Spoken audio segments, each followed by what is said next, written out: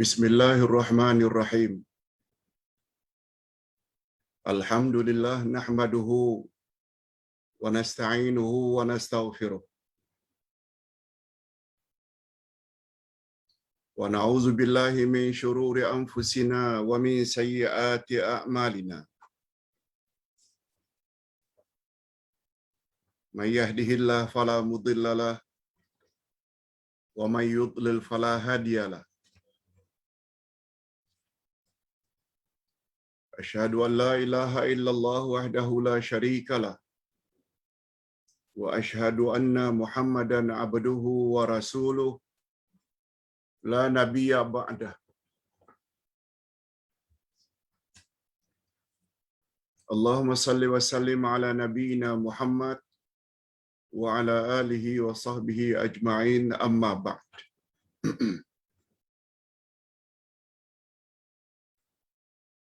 Hadirin dan hadirat serta para pemirsa yang saya hormati, Assalamualaikum warahmatullahi wabarakatuh. Alhamdulillah, kita bersyukur kehadirat Allah Azza wa Jalla berkat taufiknya kita diberi oleh Allah sekali lagi peluang, kesempatan, masa untuk mendalami selok-belok agama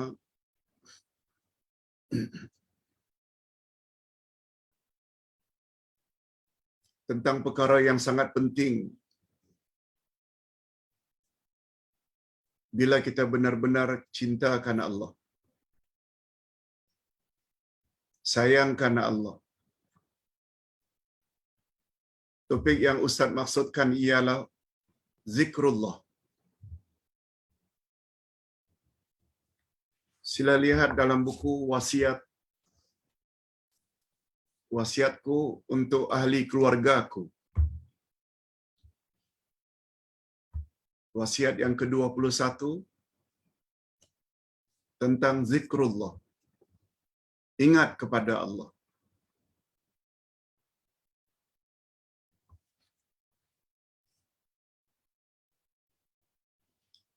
Bila ditanya apa kaitannya Pak Ustaz cinta Allah dengan zikrullah? Itu sebabnya Ustaz kirim pagi tadi minta agar tim war-warkan satu poster yang berbunyi,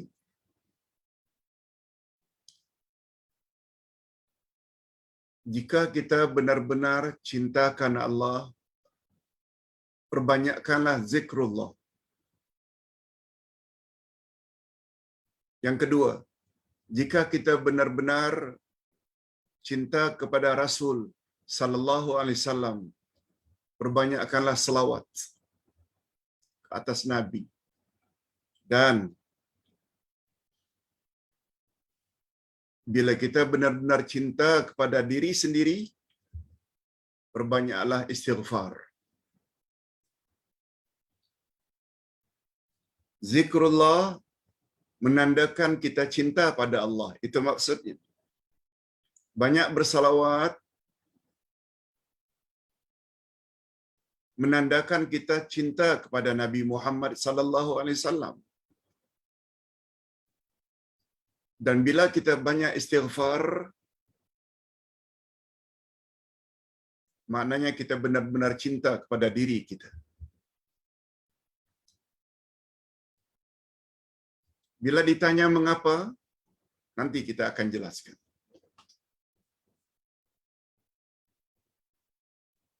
Ustaz jelaskan yang ketiga dulu. Bila kita benar-benar cinta kepada diri sendiri, banyak-banyak istighfar. Sebab Allah berfirman pada ayat yang ke-33 dari surat Al-A'raf. Allah berfirman,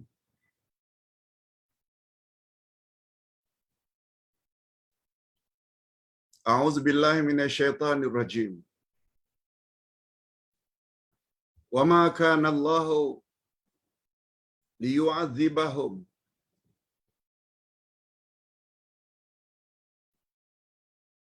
wa anta fihim. Allah Subhanahu wa taala tidak akan mengazab kamu sedangkan Nabi Muhammad berada di tengah-tengah kamu, dan Allah juga tidak akan mengazab kamu jika kamu banyak beristighfar. Kita dah jelaskan 2 hari yang lalu ketika membahas tentang nama Allah Al-Ghafur, Al-Ghaffar, Al-Ghafir. Ada 2. Berdasarkan ayat tersebut, kita terhindar dari siksaan Allah, azab Allah. Pertama, jika di kalangan kita, di tengah-tengah kita ada Nabi Muhammad, maknanya baginda masih hidup.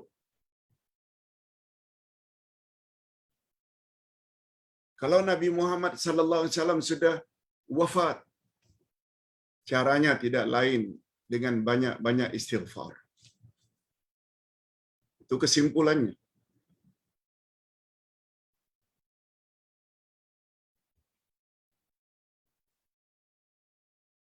Kalau kita benar-benar cinta kasih kepada Nabi Muhammad sallallahu alaihi wasallam, perbanyakkanlah selawat. Banyak faedah selawat. Nah, yang terakhir, malah yang pertama, kalau kita benar-benar cinta karena Allah, banyak-banyaklah zikrullah.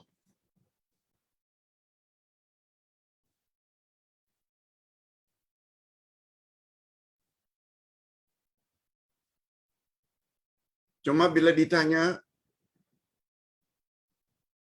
istighfar yang macam mana, Pak Ustaz, yang boleh menghalang kita daripada azab Allah?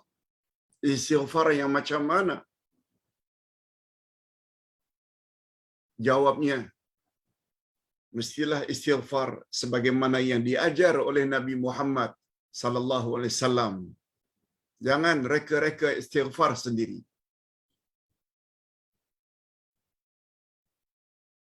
Paling kurang astagfirullah atau astaghfirullahalazim, atau lebih panjang lagi, astaghfirullahalazim alladzi la ilaha illa huwal hayyul qayyum wa atubu ilaih. Malah yang paling tinggi istighfar yang dipanggil dengan sayyidul istighfar, penghulu semua istighfar.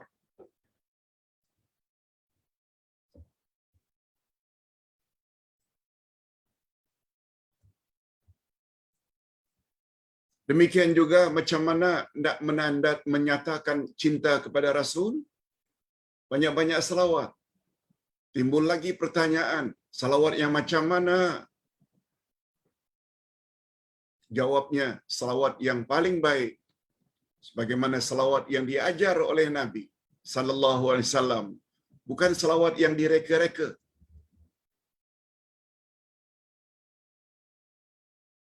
Yang tidak ada asasnya dari Nabi sallallahu alaihi wasallam dengan berbagai-bagai istilah salawat.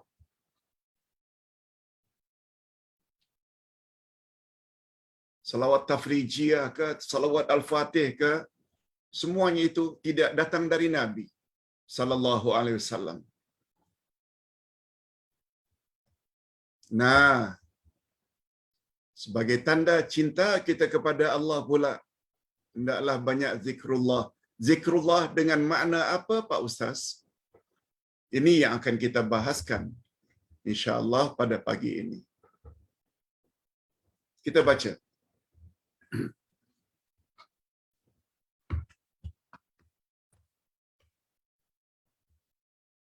Itu sebabnya untuk membolehkan Ustaz banyak menulis wasiat sampai 50. Terpaksa Ustaz batasi dalam bentuk tulisan 2-3 halaman saja. Paling banyak 4 halaman. Itu sebabnya bila beli buku ini, lalu baca sendiri, tidak akan dapat kepahaman yang menyeluruh, kecuali miliki buku, dengar penjelasan daripada penulis. Okey, kita baca.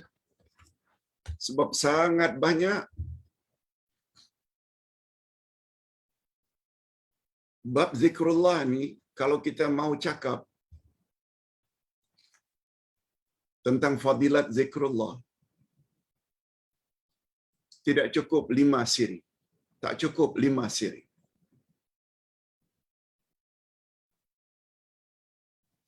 Sebab Nabi Muhammad sallallahu alaihi wasallam pernah bersabda dalam hadis sahih,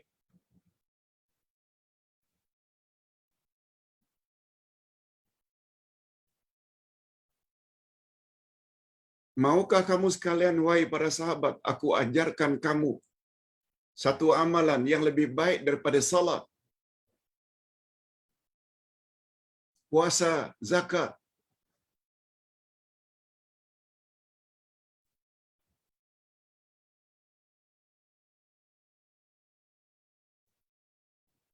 Sudah tentu mau ya Rasulullah, amalan apa itu?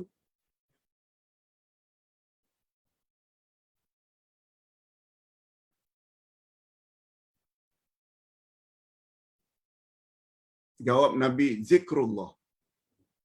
Zikrullah. Sahabat bertanya lagi, walaupun daripada jihad, ya Rasulullah? Jawab Nabi, ya, walaupun daripada jihad fisabilillah, kecuali orang tersebut pergi berjihad dengan dirinya dan hartanya, lalu dia tidak balik lagi. Maknanya mati syahid. Ganjaran orang mati syahid saja yang boleh mengatasi zikrullah. Sampai begitu kehebatannya zikrullah. Tapi zikrullah yang macam mana? Sila perhatikan. Maksud zikrullah ialah ingat kepada Allah. Zikrullah, ingat kepada Allah. Sungguh banyak fadilat zikrullah. Sungguh banyak. Dengan zikrullah kita akan berjaya di dunia dan di akhirat. Tadi kita contoh. Jiwa kita akan tenang. Jiwa akan tenteram. Damai selalu. Malah kita akan senantiasa berada di dalam perlindungan Allah. Allah protect kita bila banyak zikrullah. Dan lain-lain lagi. Zikrullah ada 3 macam. Ada namanya zikir lisan, ada namanya zikir hati, ada namanya zikir amalan atau dengan perbuatan. Jadi zikir bukan sekedar subhanallah walhamdulillah wala ilaha illallah. La.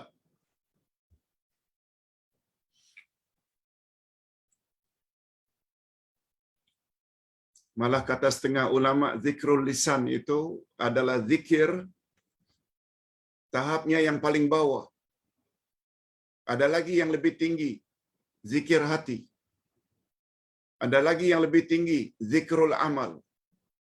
Dan yang terbaik, bila satu individu memiliki ketiga-tiga jenis zikir tersebut. Okey. Kita coba bawa beberapa dalil menunjukkan bahawa zikrullah ini memang sangat hebat kedudukannya di dalam Islam. Allah Subhanahu wa taala berfirman, A'udzubillahi minasyaitonir rajim. يا أيها الذين آمنوا اذكروا الله ذكرا كثيرا وسبحوه بكرة وأصيلا. Hai orang-orang beriman, berzikirlah kepada Allah banyak-banyak. Berzikirlah dengan menyebut nama Allah banyak-banyak.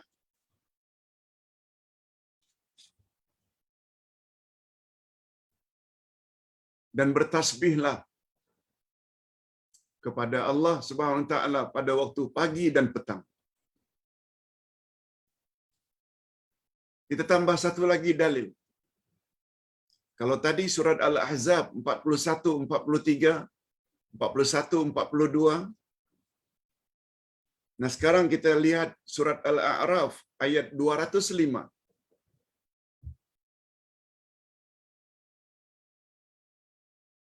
وَاذْكُرْ رَبَّكَ فِي نَفْسِكَ تَضَرُّعًا وَخِيفَةً وَدُونَ الْجَهْرِ مِنَ الْقَوْلِ بِالْغُدُوِّ وَالْآصَالِ وَلَا تَكُن مِّنَ الْغَافِلِينَ.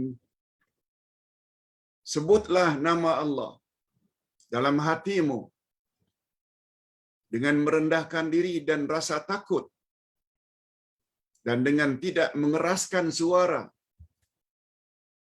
di waktu pagi dan petang. Dan janganlah kamu termasuk orang-orang yang lalai. Ini maknanya orang yang tidak zikrullah dianggap sebagai orang yang lalai.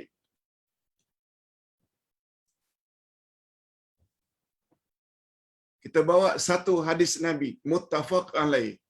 Hadis riwayat Bukhari dan Muslim.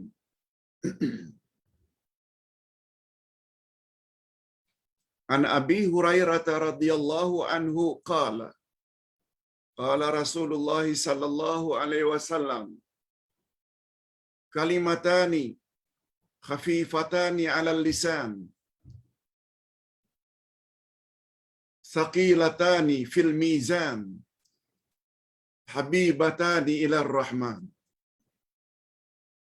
subhanallahi wa bihamdihi subhanallahil azim. Ada dua ungkapan sangat ringan disebut oleh lidah, sangat berat dalam timbangan pada timbangan padang mahsyar, dan dua ungkapan itu sangat disenangi, disukai oleh Allah yang Maha Pengasih. Dua ungkapan itu ialah subhanallah wa bihamdihi subhanallahil azim.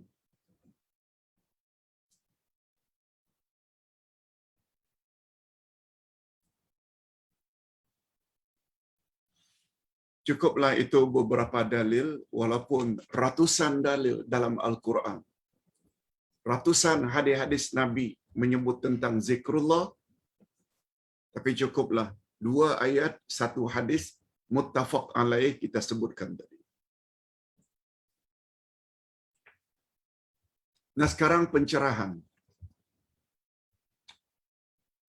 atau penjelasan lanjut. Para ulama membagi zikrullah kepada tiga bahagian. Ini yang Ustaz sebutkan tadi pada permulaan, pada mukaddimah. Pertama namanya zikrul lisan, zikir lidah, yaitu mengingati Allah melalui lisan seperti tasbih, subhanallah, tahmid, alhamdulillah, takbir, Allahu Akbar, hauqalah, la haula wa la quwata illa billah, istirja', inna lillahi wa inna ilaihi raji'un, basmalah, bismillahirrahmanirrahim, isti'adzah, a'udzu billahi minasyaitonir rajim. Semua itu namanya zikrul lisan. Sebab lidah yang sebut.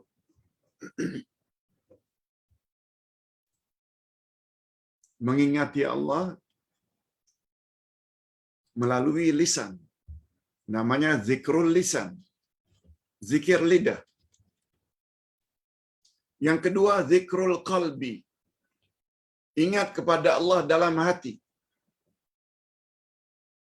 Mengingati Allah di dalam hati seperti mengingati hukum hakam Allah.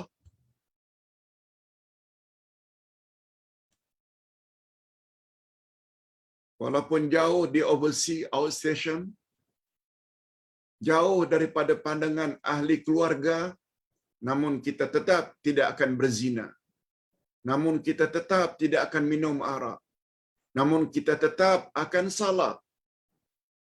Namun kita akan tetap meninggalkan larangan Allah dan laksanakan suruhan Allah. Itu namanya zikrul qalbi.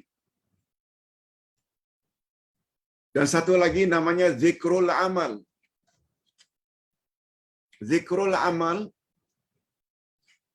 mengingati Allah dengan amalan. Masuk saja waktu, kedengaran saja azan, salat. Masuk saja bulan Ramadan, puasa. Cukup saja nisab dan haul harta yang kita miliki, keluarkan zakat.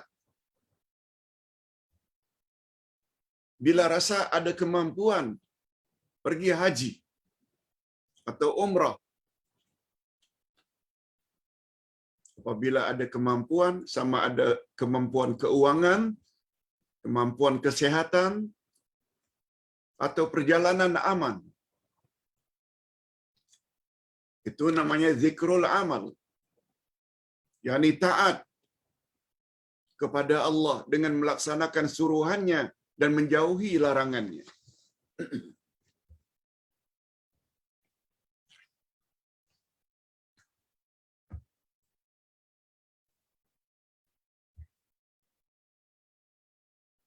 Jadi pagi ini bertambah ilmu kita.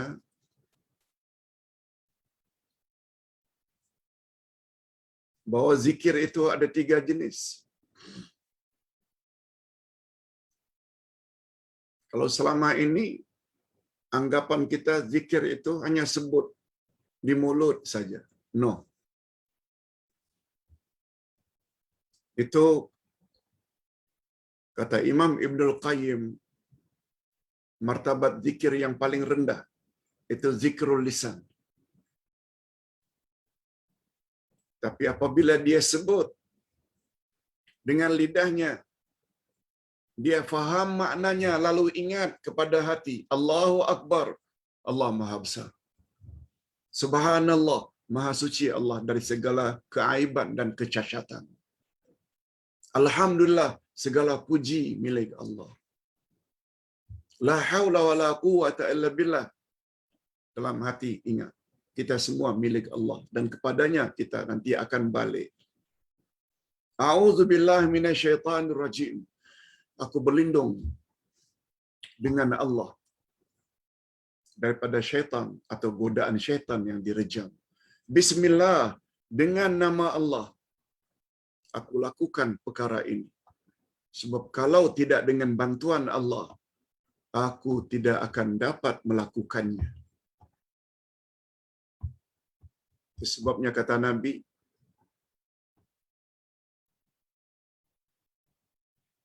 kullu amalin zibalin lam yubda' bi bismillah fahuwa abtar.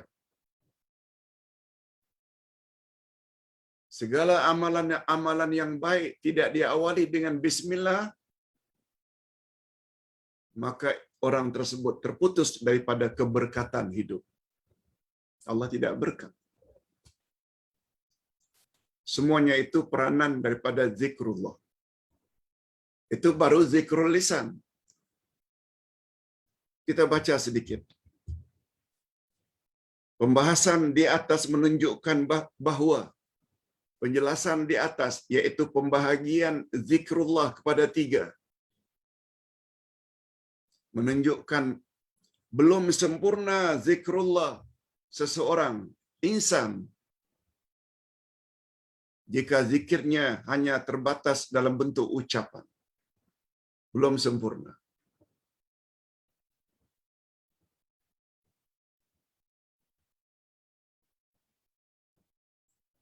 Kita orang Melayu.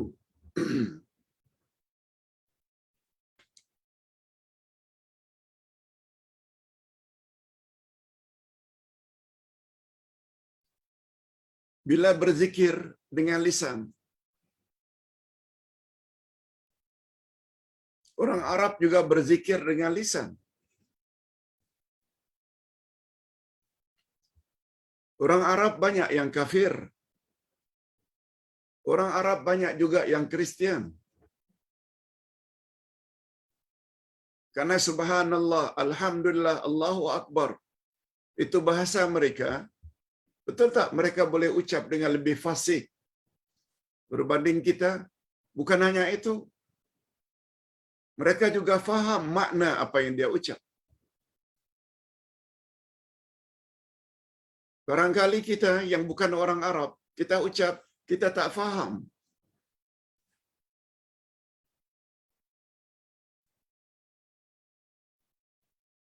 Tapi insya Allah, selain kita ucap, kita juga faham, malah kita ikuti dengan tindak tanduk kita untuk mentaati Allah. Itu yang paling baik. Orang Arab bila tidak beragama Islam, dia akan ucap. Maksud Ustaz, dia boleh ucap macam yang kita ucap. Subhanallah, alhamdulillah, Allahu Akbar, itu bahasa mereka. Malah mereka faham. Tapi mereka tidak salat karena mereka kafir. Mereka tidak puasa karena mereka kafir. Mereka tidak tutup aurat bila di khalayak ramai karena mereka orang kafir. Kita dah jelaskan makna ini ketika membahas kuliah subuh minggu lalu tentang makna asyhadu.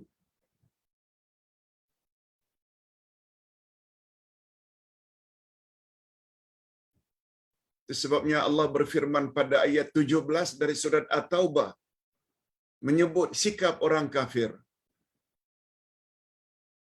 Apa firman Allah? Wa ma kana lil musyrikin an ya'muru masajidallah syahidina ala anfusihim bil kufr. Tidak patut orang-orang musyrikin kafir itu memakmurkan, meramaikan masjid karena mereka ingin menyatakan bahwa mereka adalah orang kafir. Tapi sekedar ucap, boleh ucap. Sekedar faham makna, boleh faham makna. Itu sebabnya, apabila umat Islam hanya zikir saja lisan, tak faham maknanya, tidak amalkan dalam kehidupan sehari-hari,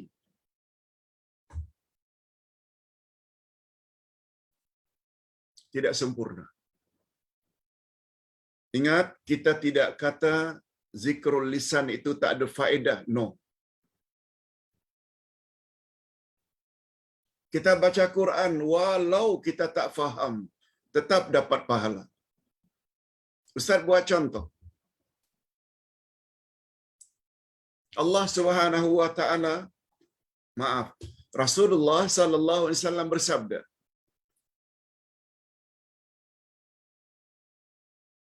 aku tidak katakan alif lam mim itu satu huruf. Tak. Alif satu huruf, pahalanya 10. Lam satu huruf, pahalanya 10. Mim satu huruf lagi, pahalanya 10. Kita sebut la ilaha, kita sebut alif lam mim saja, di situ saja kita layak mendapat 30 pahala, 30 ganjaran, 3 kali 10. Padahal kita tidak faham maknanya. Sebab dalam kaedah ilmu tafsir, huruf-huruf potong yang terdapat pada sesetengah awal surah tidak boleh diartikan. Yasin, Alif Lam Mim, Alif Lam Ra, Kaf Ha Ya Ain Sad. Menurut ulama tafsir, katakan saja wallahu a'lam. Allah saja yang tahu maknanya. Tak boleh kita artikan. Ini membuktikan ada ayat-ayat yang kita tidak faham maknanya, malah tidak disuruh mengetahui maknanya, seperti Alif Lam Mim, Qaf, Nun dan lain-lain. Itu saja bila kita baca Yasin, ya satu huruf, sin satu huruf, dah 20 dah. Qaf satu huruf, dah 10 dah.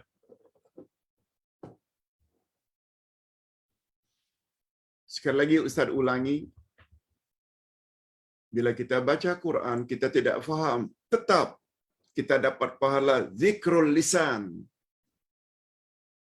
Tapi kita tidak nafikan apabila Quran kita baca, kita faham pula maknanya, ditambah pula sudah faham, kita amalkan pula dalam kehidupan sehari-hari.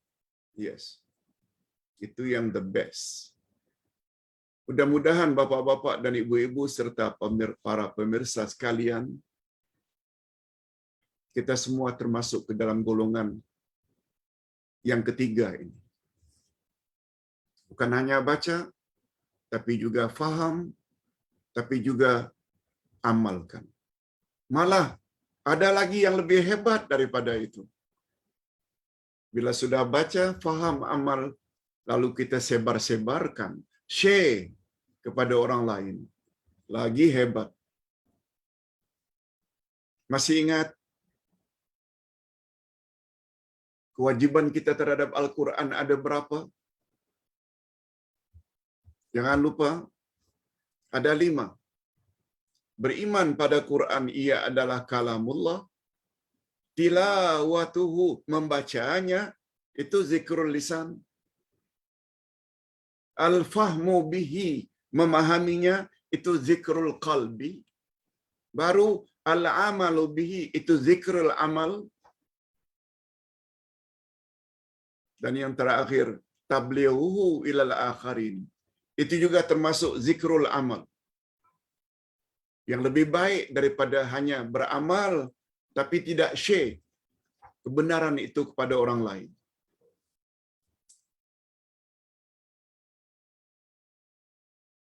Cuma untuk mengetahui kebenaran itu mesti ada dalil.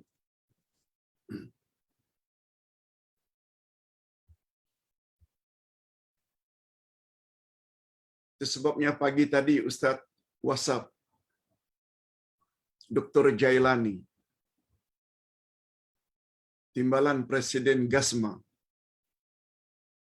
Ustaz juga WhatsApp pada Ustaz Syihabuddin Ahmad Khan, pendakwah bebas yang banyak membuat kritikan-kritikan yang membina terhadap kenyataan sesetengah ustaz yang bercakap tanpa dalil. Ustaz ucap tahniah di bawah tajuk yang mereka ulas malam tadi. Dan juga ada dalam grup. Jangan lupa dengar dari awal hingga akhir. Jangan kita terlalu ta'assub dan fanatik. Walaupun orang tersebut mengaku mereka dari kalangan keturunan Nabi Muhammad sallallahu alaihi wasallam, kalau menyampaikan ceramah tidak selektif terhadap dalil-dalil, hadis-hadis yang tidak sahih disebar-sebarkan. Kita bukan lihat latar belakang seseorang, tapi lihatlah sampai di mana kekuatan dalil dan hujah yang mereka sampaikan. Sila dengar. Ustaz ucapkan tahniah dan syabas kepada mereka yang mau mengatakan perkara yang benar. Walaupun dianggap topik itu agak sensitif. Sebab untuk menyelamatkan orang ramai yang panduan mereka kebenaran itu serban, janggut, keturunan anu. No. Bukan itu ukuran kebenaran. Ukuran kebenaran. Sampai di mana kekuatan dalil. Sama ada ayat Quran atau hadis-hadisnya. Dan hadis itu mesti sahih. Tapi berapa banyak ustaz-ustaz kita yang menyebarkan ajaran tanpa membawa dalil. Kalaupun membawa dalil, kadang-kadang hadisnya palsu, kadang-kadang hadisnya dhaifun jiddan. Demi untuk menyelamatkan orang ramai, kita Gasma merasa perlu untuk kita angkat topik itu supaya orang ramai menjadi faham. Bukan dengan nada menghina. Hadirin dan hadirat rahimakumullah. Kita teruskan. Ustaz ulang sekali lagi, pembahagian di atas menunjukkan bahawa belum sempurna zikrullah seseorang insan jika zikirnya hanya terbatas dalam ucapan lisan. Tetapi akan lebih sempurna jika zikrul lisan itu diikuti dengan zikrul qalbi. Zikir hati.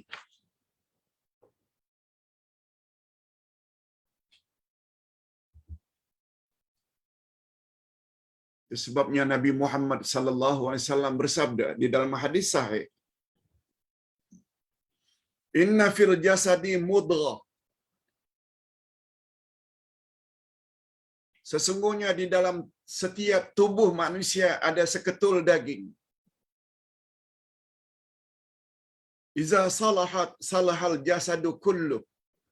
Bila seketul daging itu elok, baik, maka elok dan baiklah seluruh tubuh. Bila seketul daging yang ada di dalam tubuh kita itu rosak, tidak elok, maka rosak dan tak eloklah seluruh tubuh. Ala wahiyal qalbu. Ketahuilah, seketul daging itulah yang dipanggil dengan hati. Qalbu.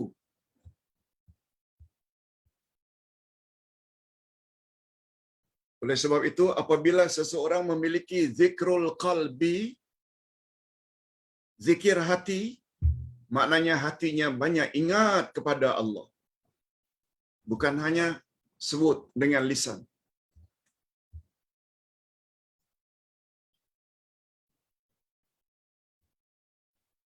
Hadirin dan hadirat, tadi Ustaz compare antara kita dengan orang Arab. Dari sudut kemampuan mengucap zikrullah.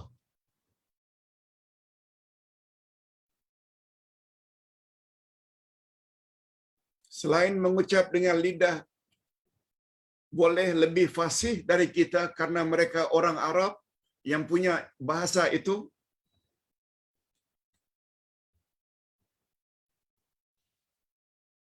Malah kita manusia yang menyebut nama Allah tapi tidak faham maknanya. Minta maaf kalau ini agak kasar. Minta maaf. Apa bezanya kita dengan burung kakak tua? Apa bezanya kita dengan burung tiung? Yang boleh mengucap subhanallah, yang boleh mengucap Allahu Akbar, yang boleh mengucap assalamualaikum, sekedar ucap, burung kakak tua pun boleh. Mereka memanglah tak faham. Karena binatang tidak ada akal. Nah sekarang insan ini, Muslim pula ada akal. Tak mau belajar memahami apa yang dia ucap. Bukankah itu bermakna lebih teruk dari kakak tua? Bukankah itu lebih teruk daripada burung tiung? Kalau mereka tidak faham, itu wajar-wajar saja. Tapi kita manusia, mukmin lagi, mukminat lagi, tak faham-faham, minta maaf.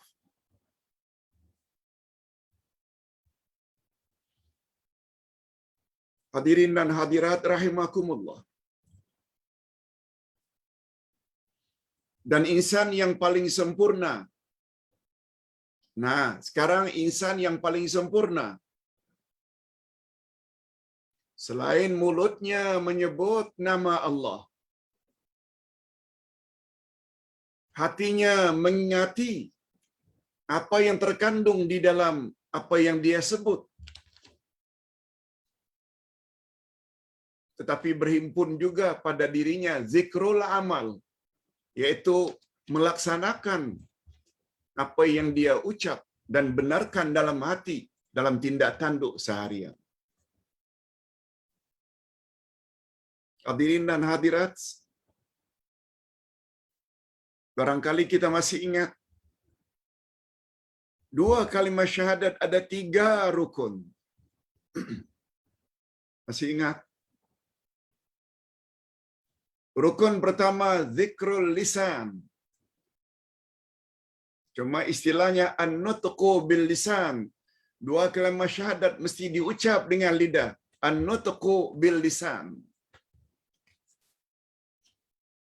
Rukun yang kedua, 2 kalimat syahadat, at-tasdiqu bil qalbi. Kita hendaklah benarkan di dalam hati tanpa ragu. Allah saja yang berhak disembah dan Nabi Muhammad itu adalah pesuruh Allah yang mesti kita jadikan sebagai role model.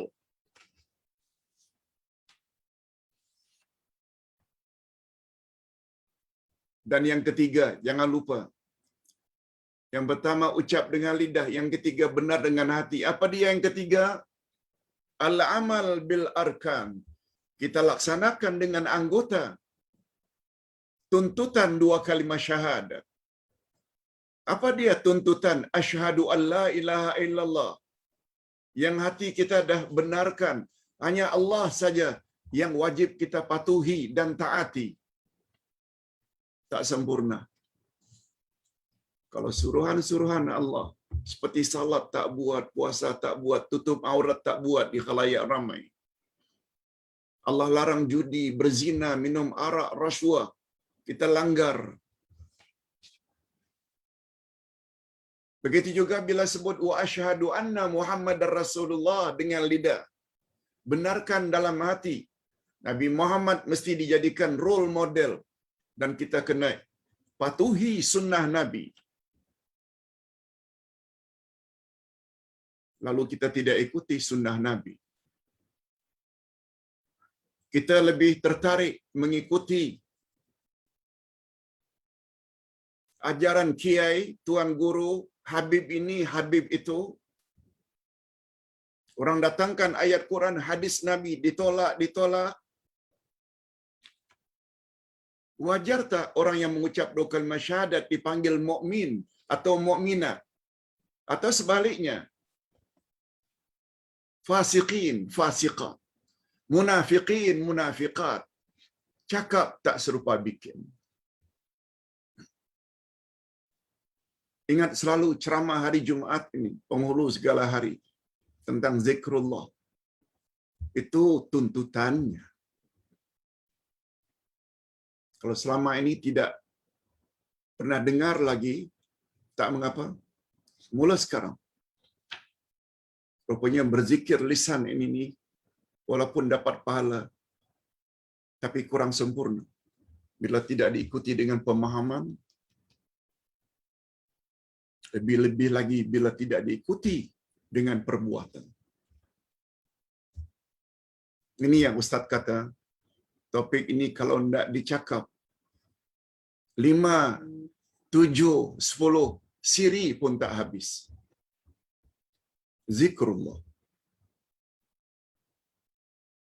Kita selalu dapat pengaduan, saya tak tenanglah jiwa saya, Pak Ustaz. Apa Allah sebut dalam Al-Quran? Ala bizikrillahi tatmainnul qulub. Ketahuilah olehmu, dengan banyak berzikir kepada Allah, jiwamu akan tenang.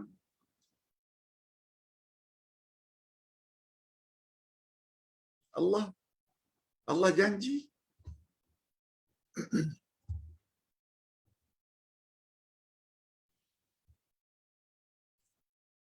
Dan jangan batasi zikrullah itu.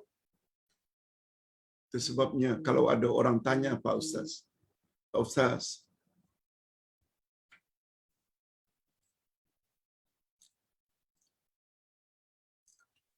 saya tidak tenanglah. Saya sakitlah. Saya tak sihatlah. Saya tensionlah. Ayat apa yang patut saya baca, Pak Ustaz? Ustaz selalu beri nasihat. Kita tidak nafikan bahawa membaca surah ini, surah itu, ayat ini, ayat itu dapat menenangkan jiwa.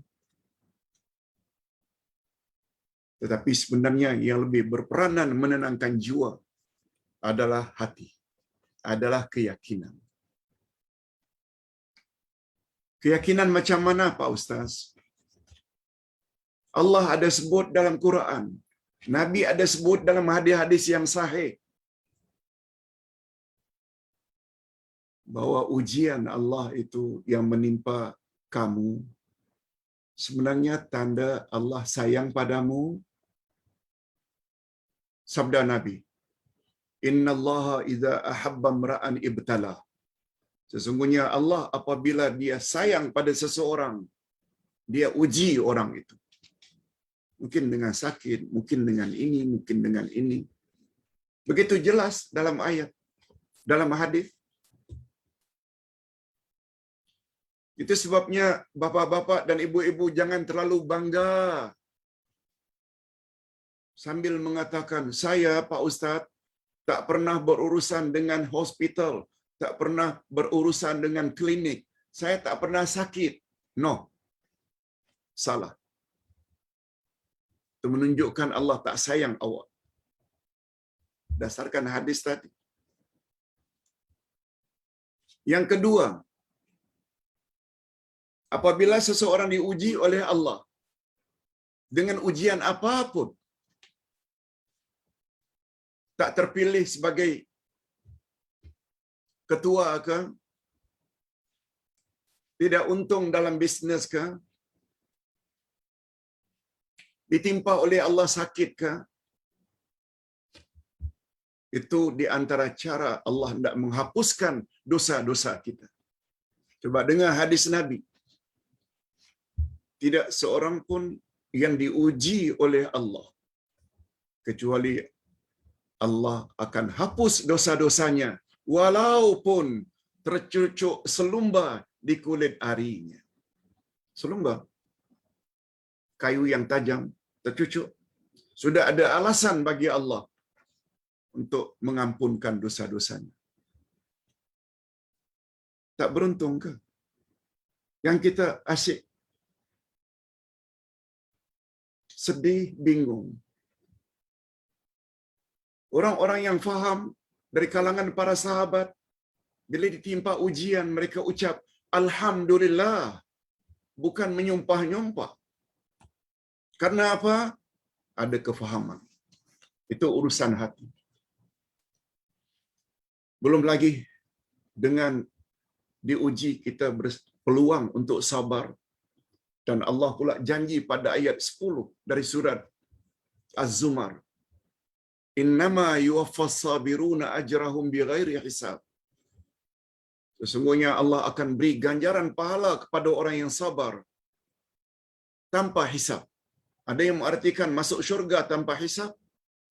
Ada yang mengartikan bighairi hisab, unlimited. Tidak ada limitnya.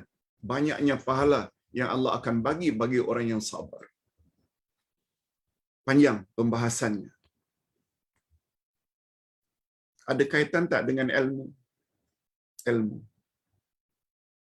Selama ini kita tak dengar ada hadis tadi, ada hadis tadi, ada hadis tadi. Itu sebabnya menambah ilmu ni perlu tak?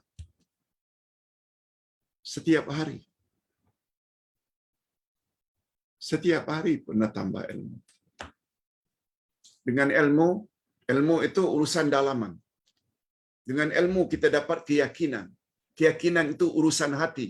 Ini namanya zikrul qalbi. Jadi Ustaz ulang sekali lagi. Mantapkan iman, jiwa akan tenang. Dan memantapkan iman mesti dengan Al-Quran.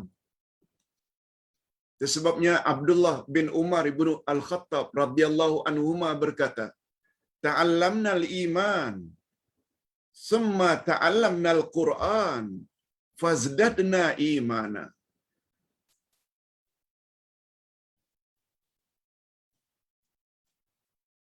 Mula-mula kami belajar iman pada Nabi.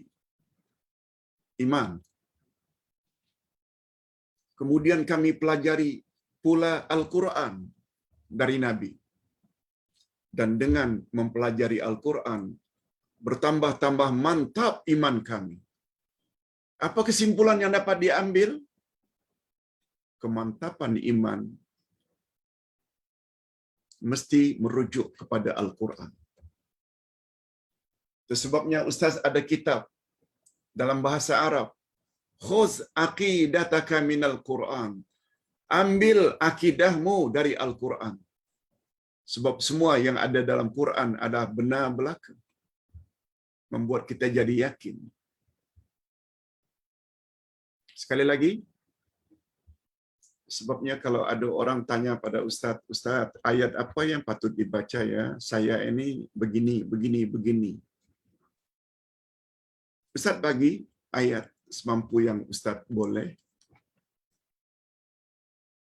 Tapi Ustaz tak pernah, rasanya tak pernah terlupa untuk mengingatkan, betulkan iman. Terutama kepada Allah dan terutama lagi kepada takdir. Sudah ditetapkan oleh Allah bahawa awak itu akan begitu, begitu, begitu. Bahawa anak awak akan begini dan begitu. Memanglah kita sedih bila anak buat perkara tak senonoh. Memanglah ada rasa sedih bila kita ditimpa penyakit. Tetapi mengapa tidak punya positive thinking?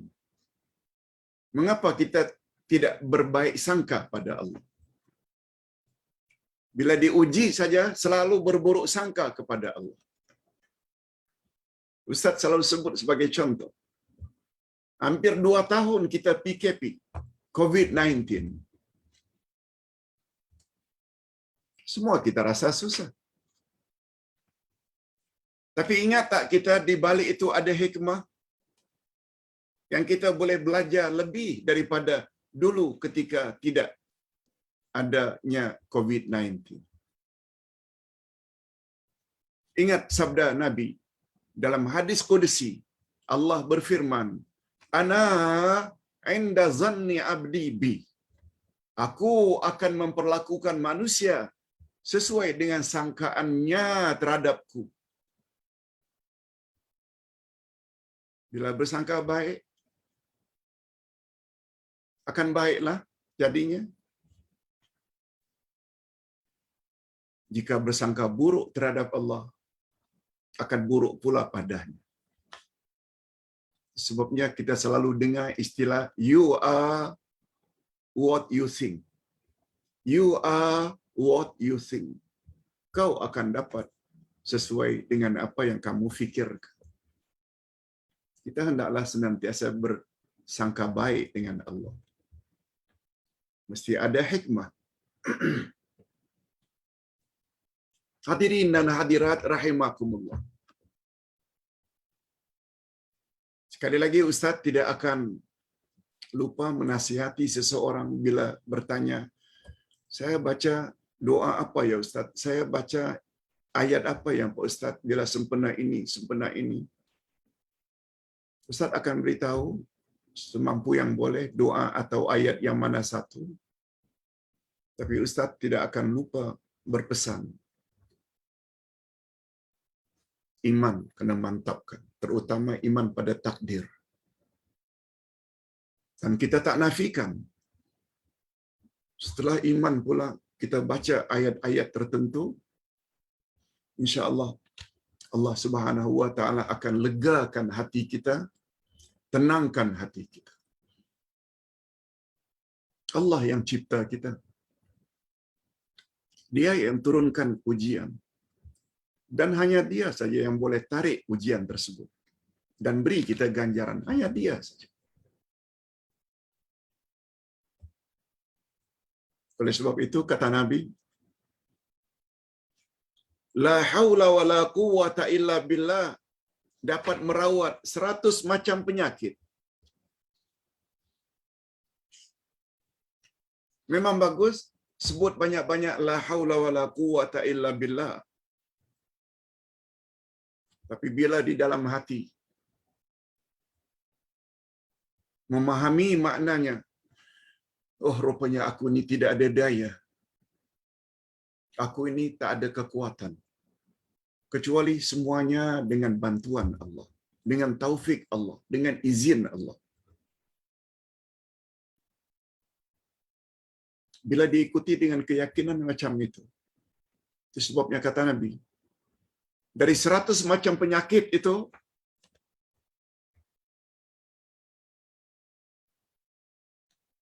la haula wala quwwata illa billah, dapat merawat yang paling ringan, penyakit gundah, sedih, rungsing, tension. Itu yang paling rendah. 99 lagi yang lebih besar dari itu. Yakinilah. Hadirin dan hadirat rahimakumullah. Inilah rahasianya mengapa pada zaman awal keislaman. Inilah rahasianya mengapa pada awal Islam, yakni 3 kurun pertama yang hidup pada zaman itu, Nabi, para sahabat, tabi'in dan atba'ut tabi'in. Agama Islam begitu cemerlang dan gemilang, serta digeruni oleh 2 superpower zaman itu, Rom dan Parsi. Romania dan Iran dulu adalah 2 superpower. Cukup digeruni. Walaupun Islam itu baru muncul.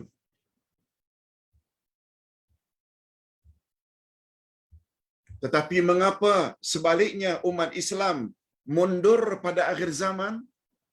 Mengapa? Mereka di bawah telunjuk superpower dunia, orang-orang kafir, walaupun negara Islam kaya raya dan banyak hasil buminya. Why?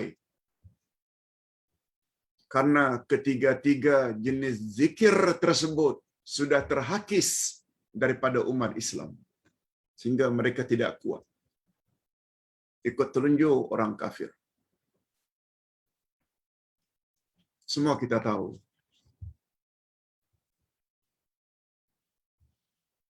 Sama ada dalam konteks internasional, bagaimana kuasa Amerika dan Rusia terhadap negara-negara Islam, terutama negara-negara Arab. Arab hari ini yang zikrul lisannya fasih, zikrul qalbi faham apa yang dia ucap, tapi sayangnya ketiadaan zikrul amal. Atau dalam konteks nasional, orang Melayu Islam jika memiliki ketiga-tiga jenis zikir ini, insya-Allah Allah akan bantu untuk mereka tetap dominan, menjadi penguasa di bumi yang tercinta ini. Bukan orang kafir, Tetapi andai kata hanya banyak berzikir lisan, ingat dalam hati, tapi tidak ada amal, cukup mencemarkan. Sikit-sikit kes rasuah orang Islam. Sikit-sikit kes perceraian orang Islam. Sikit-sikit kes dadah anak-anak Islam. Ini maknanya ada zikrul lisan, ada zikrul qalbi, tapi terhakis zikrul amal. Membuat kita jadi tak kuat. Antara satu dengan yang lain terus bercakaran. Orang kafir bertepuk tangan. Puncanya ini, hilang kekuatan.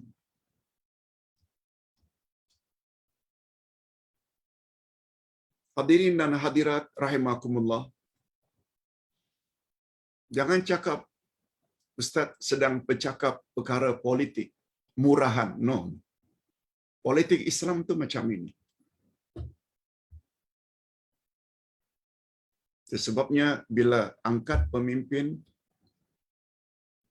cari pemimpin yang paling bertakwa pada Allah. Kita tak kata mereka orang yang sempurna, tapi yang relatif lebih baik daripada yang lain. Jangan dimarah kalau dikritik dengan kritikan yang membina. Ikuti jejak langkah Abu Bakar As-Siddiq ketika beliau diangkat jadi khalifah. Aku diangkat sebagai khalifah pertama, bukanlah bermakna aku orang yang paling baik di antara kamu. Tidak. Oleh sebab itu dalam pemerintahanku, bila aku di atas jalan yang lurus, sokong aku. Jika aku menyimpang, tegur aku dengan teguran yang membina. Yes, sepatutnya pemimpin begitu.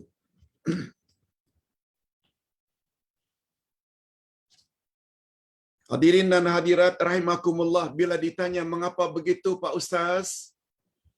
Zaman dulu, dua superpower Rom dan Parsi takut dengan umat Islam, padahal mereka waktu itu dalam jumlah yang kecil. Mengapa dalam hari ini umat Islam begitu ramai, tapi mengapa mereka jadi lemah? Ini jawabannya. Jawabannya, karena pada diri kebanyakan umat Islam hari ini, kecuali, ini kecuali ya, Ustaz tak kata semua, kecuali mereka yang mendapat rahmat Allah. Mudah-mudahan kita termasuk ke dalam golongan ini. Karena pada kebanyakan umat Islam sudah terhakis ketiga-tiga jenis zikrullah tersebut. Zikrullah sangat banyak fadilatnya. Selain memperkuat rohani, juga dapat memperkuat jasmani seseorang. Sebabnya Imam Ibnul Qayyim rahimahullah, dalam kitabnya Al-Wabil, beliau menyebut ada 100 fadilat atau kelebihan zikrullah. 100. Dalam kitabnya Al-Wabil. Satu di antaranya, daripada 100, satu di antaranya, zikrullah dapat menguatkan tenaga zahir. Bukan batin saja, zahir. Beliau buat beberapa contoh. Fatimah, anaknya, pernah minta supaya ayahnya, Rasulullah, mencari maid, pembantu rumah, untuk membantu Fatimah buat kerja-kerja rumah. Nabi bertanya, mau tak nak ayah ajar kamu sehingga kamu ada kekuatan untuk buat sendiri kerja-kerja rumah, tak perlu kepada khadimah, maid. Sudah tentu ya ayahanda. Kamu baca 33 kali subhanallah, 33 kali alhamdulillah, 33 kali Allahu Akbar, atau 34 kali Semuanya 100. Niscaya Allah akan bagi kamu tenaga. Nasihat Nabi ini kepada anaknya Fatimah didengar juga oleh menantunya Sayyidina Ali. Sehingga Sayyidina Ali menjadi orang yang perkasa, orang yang kuat, bertenaga. Hadis sahih. Ada tak kita amalkan? Bukan hanya itu, banyak sajalah zikrullah. Contohnya, Imam Asy-Syafi'i yang lahir 150, meninggal 204. Umurnya hanya 54 tahun.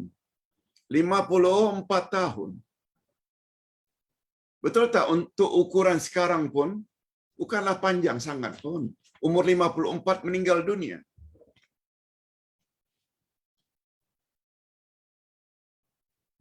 Ada di antara kita umur 75, seperti Uday, ada 80, ada 90, ada 94.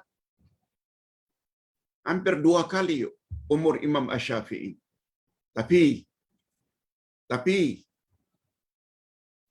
di mana datangnya kekuatan Imam Asy-Syafi'i? Boleh berdakwah pada siangnya, qiyamul lail malamnya, baca Quran sampai khatam, menulis kitab sekian banyak sampai 1 almari penuh tulisan beliau. Dari mana kekuatan itu? Ini dia. Imam Syafi'i lahir 150, meninggal 204. Walaupun umurnya hanya 54 tahun, tetapi beliau mampu berdakwah dan berjihad pada siangnya, qiyamul lail, dan menulis kitab agama pada malamnya. Jika ditanya, dari manakah beliau mendapat kekuatan itu? Dalam umur yang relatif pendek itu, beliau mampu menulis karya sekian banyak. Jawabannya, karena beliau telah melakukan ketiga-tiga jenis zikrullah tadi. Zikrul lisan, zikrul qalbi, dan zikrul amal. Sebagaimana yang telah kita jelaskan di atas. Allahumma ja'alna minhum. Ya Allah, masukkanlah kami ke dalam golongan tersebut. Yang bukan saja punya zikrul lisan, tapi juga zikrul qalbi, tapi juga pada masa yang sama zikrul amal. Ini yang dapat Ustaz sampaikan pada pagi ini. Minta maaf kalau ada kekasaran dalam penyampaian. Bukan bermaksud untuk merendah-rendahkan atau menghina, tapi anggap sajalah sebagai motivasi. Ingin motivate, mendorong, menggalakkan supaya kita memiliki ketiga-tiga jenis zikrullah tadi. Alhamdulillahirabbil alamin. Wassalatu wassalamu ala asyrafil anbiya'i wal mursalin wa ala alihi wa sahbihi ajma'in. Rabbana ighfir lana dzunubana wa liwalidina warhamhum kama rabbawna shighara. Rabbana hab lana min azwajina wa dhurriyyatina qurrata a'yun waj'alna lil muttaqina imama. Ya Allah, ampunkanlah dosa kami dan dosa kedua ibu bapa kami. Dan curahkanlah kepada mereka rahmat-Mu sebagaimana mereka telah didik kami sejak dari kecil. Ya Allah, berilah kami pasangan hidup dan zuriat keturunan yang menyedapkan pandangan mata dan hati kami, dan jadikanlah kami pemimpin orang-orang yang bertakwa. Ya Allah, sungguh banyak pengajaran yang dapat kami ambil pada pagi ini bahawa zikrullah itu adalah di antara tanda cinta kami kepadamu, ya Allah. Fadilatnya sangat banyak. Hanya saja barulah sempurna zikrullah kami kepadamu bila kami mempunyai ketiga-tiga jenis zikrullah. Zikrul lisan, zikrul qalbi, dan zikrul amal. Oleh sebab itu berilah kami kekuatan ya Allah, berilah kami tenaga ya Allah, supaya kami dapat memiliki ketiga-tiga jenis zikrullah tersebut sebelum Engkau panggil kami ke hadirat-Mu birahmatika ya arhamar rahimin. Ya Allah, sebagaimana yang Engkau katakan melalui lisan Rasul-Mu, hari Jumaat ada satu ketika tak ada seorang pun yang berdoa kecuali Engkau pasti kabulkan doa itu. Kiranya Engkau kabulkanlah permohonan kami ya Allah, agar kami dapat memiliki ketiga-tiga zikrullah. Kami juga mohon ya Allah, kiranya Engkau angkatkanlah COVID-19 dari negara kami dan negara-negara jiran kami, khasnya angkatkanlah COVID-19 daripada kenalan kami, kaum kerabat kami, dan lebih khusus lagi kaum keluarga kami, zuriat kami, tak kira di mana mereka berada. Allahumma akhtim lana bihusnil khatimah, wa la takhtim alina bisu'il khatimah. Wa sallallahu ala nabiyyina Muhammad wa ala alihi wa sahbihi ajma'in. Walhamdulillahi rabbil alamin. Subhanakallahumma wa bihamdik, asyhadu an la ilaha illa anta, astaghfiruka wa atubu ilaik. Wassalamualaikum warahmatullahi wabarakatuh.